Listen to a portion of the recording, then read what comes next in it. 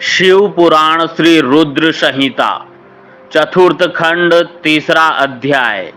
स्वामी कार्तिकेय और विश्वामित्र। नारद जी बोले, हे ब्रह्मा जी, जब वह बालक पृथ्वी पर अवतरित हो गया तब वहां क्या और कैसे हुआ? तब नारद जी का प्रश्न सुनकर ब्रह्मा जी बोले, हे नारद, जब गंगा जी द्वारा उस तेजस्वी बालक को लहरों द्वारा बहाकर सरकंडे के वन के पास छोड़ दिया गया, तभी वहां मुनि विश्वामित्र पधारे। उस बालक का देदीप्यमान मुख देखकर विश्वामित्र दंग रह गए। वह बालक दिव्य तेज से प्रकाशित हो रहा था। उसे बड़ा प्रतापी और बलशाली जानकर मुनि विश्वामित्र ने उसे नमस्कार किया और उसकी स्तुति करने लगे। तत्पश्चात मुनि बोले कि भगवान शिव की इच्छा से ही तुम यहाँ प्रकट हुए हो। शिव तो सर्वेश्वर है, वे ही परम ब्रह्मा परमात्मा है। इस संसार का हर प्राणी, हर जीव उनकी आज्ञा का ही पालन करता है।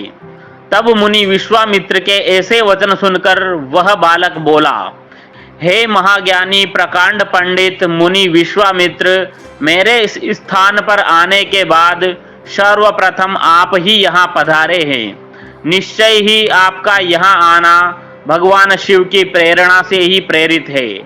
इसलिए आप ही विधि विधान के अनुसार मेरा नामकरण संस्कार कीजिए। आज से आप ही मेरे पुरोहित हैं और मेरे द्वारा पूज्य है। मेरे द्वारा पूज्य होने के कारण आप इस जगत में विख्यात और पूज्य होंगे। उस बालक के ऐसे वचन सुनकर मुनि विश्वामित्र आश्चर्यचकित होकर उस बालक से पूछने लगे कि हे बालक, आप कौन हैं? अपने विषय में मुझे बताइए। तब उनकी बात सुनकर वह बालक बोला, हे विश्वामित्र, अब आप ब्रह्मर्षि हो गए हैं। मेरे विषय में जानने से पूर्व आप मेरा संस्कार कीजिए।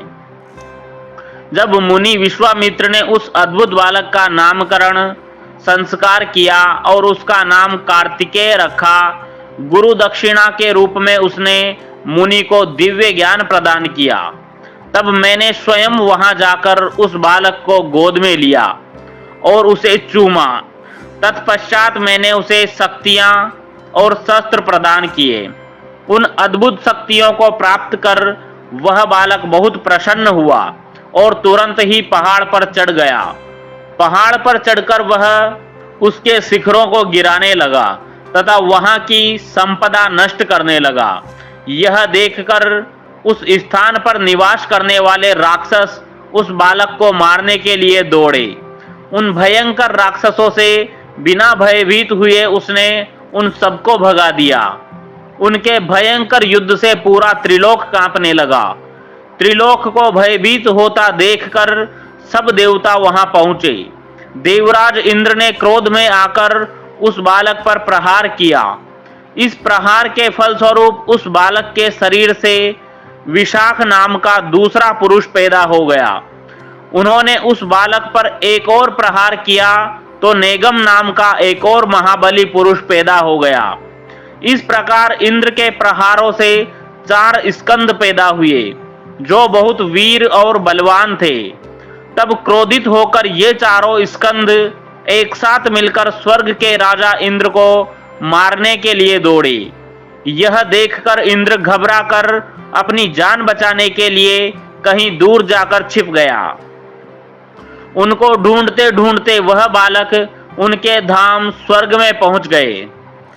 उस समय जब वह बालक स्वर्ग पहुंचकर देवराज इंद्र को ढूंढ रहा था, एक सुंदर सरोवर में 6 कृतिकाएं स्नान कर रही थी।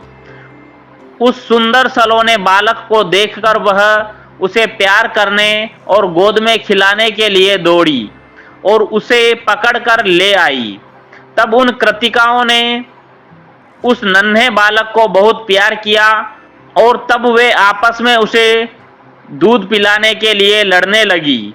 तब उस बालक ने 6 मुख धारण करके सब माताओं का स्तनपान किया। तब वे प्रसन्नता पूर्वक उस बालक को अपने साथ अपने लोक में ले गई और उसका लालन पालन करने लगी।